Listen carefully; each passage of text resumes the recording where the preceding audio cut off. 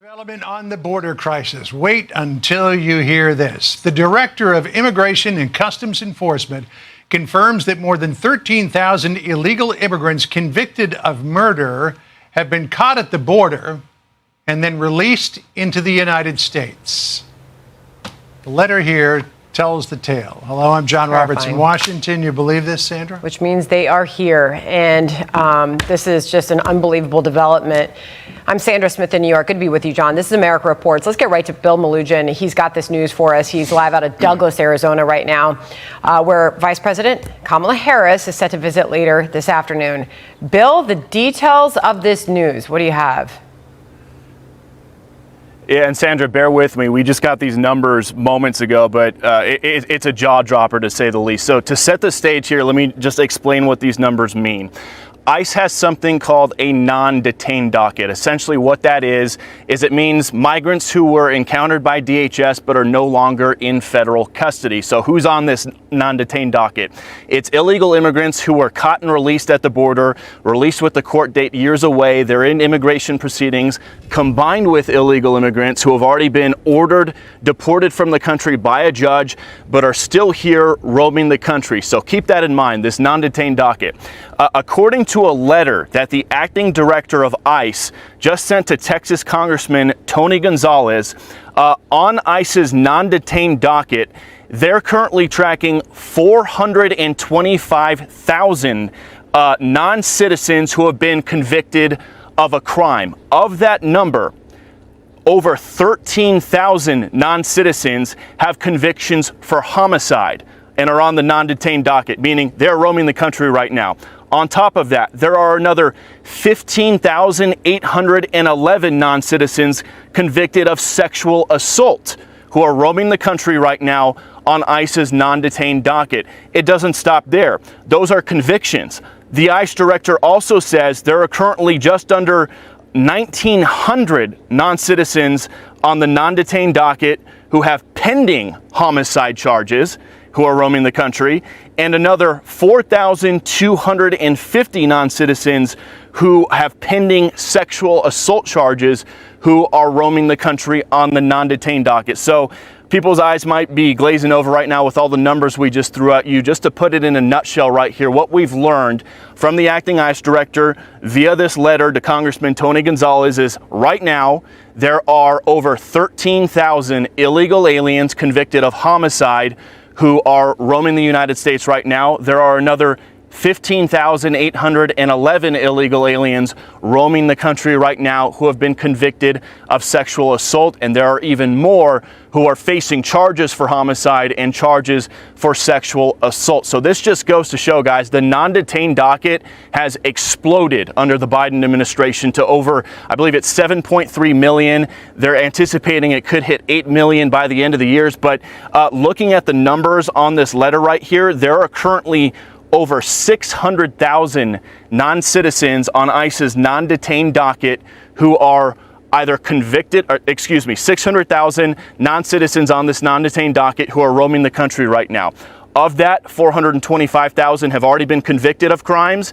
222,000 are pending crimes. And again, the most serious crimes we just told you about, over 13,000 convicted of homicide, over 15,000 convicted of sexual assault. And honestly, that is not a surprise to hear given these horrible headlines we keep seeing popping up in multiple parts of the country almost every day now of a horrible sexual assault or a murder or another violent felony committed by an illegal alien who is often caught and released from custody. And the jaw dropper here too, guys, is all these numbers we just rattled off, they don't even account for the nearly 2 million gotaways who have crossed our border under the Biden administration. Those almost 2 million gotaways, they were never encountered by DHS. They snuck in, they were never caught by Border Patrol, they were never encountered by ICE.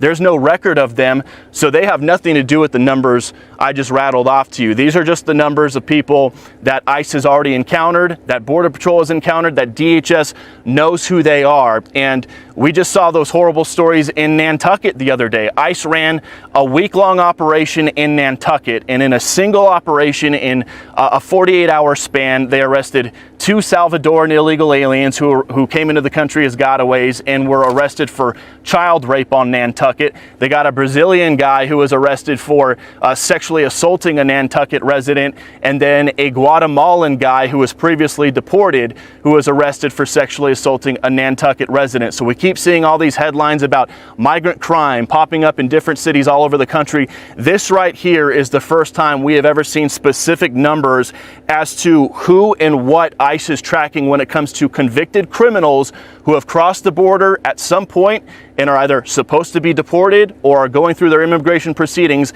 but are not in ICE custody right now and are roaming the country. So I'll ping it back to you guys, but some pretty jaw-dropping numbers. Vice President Harris stopping for a photo op with CBP officials while visiting an Arizona border town yesterday in an attempt to rebrand her record on illegal immigration. Meanwhile, the true impact of the crisis looms large as border agents warn that children as young as 8 are being drugged and trafficked into our country by smugglers posing as their parents. Allie Hopper is a public speaker on global human trafficking and homeland security at Sadolsky Enterprises, and she joins us now. Allie, let's just quick talk about the 2 cases that have been hitting the news. These young children, as young as 8 years old, they're in a car. They look like they're sleeping, but they were drugged, and the people that were with them were not their parents. What do we know?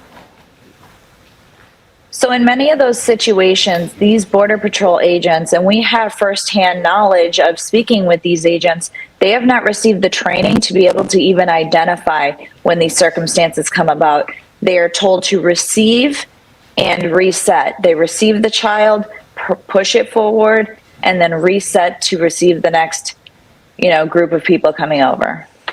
It's unbelievable. Our government, as we've been talking about earlier on this show, has lost 320,000 that we know of children. 320,000, mostly Latino kids from Latin America. They've lost them. They have no DNA testing. They go off to these homes. There's no checks. Correct? Am I right about that, Allie? We're not checking on whether they're going to school, whether they're fed, how these people, many of whom aren't their parents, are caring for them. Exactly. And actually, my research partner, Dr. Jared Sadolsky, testified at Senator Grassley's roundtable. And, there's numerous situations of these children being handed over. One of his counterparts, or a friend that he knew, was charged or tasked with the checking on the well-being of 25 children, was only able to identify or locate 2. They said that the rest of them either never showed up or they were taken away by other people once they arrived. But this is what her border policy actually looks like. Salvadorian national Elmer Sola unlawfully entered the United States and now stands accused of what ICE officials called horrific and despicable crimes, including indecent assault and battery on a child under 14. ICE arrested 28-year-old Brian Daniel Aldana Arevalo after arraignment on child rape charges. And Boston agents also had a busy month there on the island, arresting a Brazilian man who re-entered the United States illegally, charged with indecent assault and battery. Yeah, Kamala's border carnage. We're also seeing Kamala's border policy in effect in St. Louis, where Officer David Lee was mowed down allegedly by a drunk illegal alien. David was amazing. David was humble. David didn't judge people. David loved people for who they were. David embraced all of us. David was all of our protectors, all of us. Texas DPS troopers arrested 15 illegals for criminal trespass this week. And after screening them, they discovered, one may have terror ties, but why is that a big deal? Joining me now, Texas Lieutenant Governor Dan Patrick.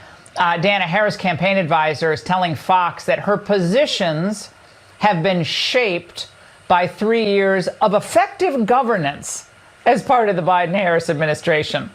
Dan, from your perspective as Lieutenant Governor of our biggest border state, what does effective governance look like in Texas? Well, if their goal was to have terrorists and criminals and just millions of people coming into our country illegally and giving them a pass and not knowing where they're going or who they are or what crimes they're committing, then they've been very effective because they're undermining our country. Laura, one of the things that's never talked about in these, and I know you've talked about it, but I want your audience to really get their arms around this. We have about 300,000 children who have come here illegally, and Kamala Harris does not know where they are. And we can tell you where we sadly think many of them are. And that is that they're being forced to have sex 5, 6, 7 times a day as children or teenagers or young women because they're put into the sex trade industry. How can you possibly allow hundreds of thousands of children to cross the border and lose track of them, and knowing that you turn them over to someone that you don't know if they're a family member? And that's what's happened. Kamala Harris and Joe Biden are responsible for a sex child trade in this country tonight. And it makes me sick to my stomach to think what some of these children are enduring that are being sex trafficked in this country. And Kamala Harris doesn't care a damn about these children. She says she cares. President Trump cared about them. He put a stop to it. He would not have let this happen.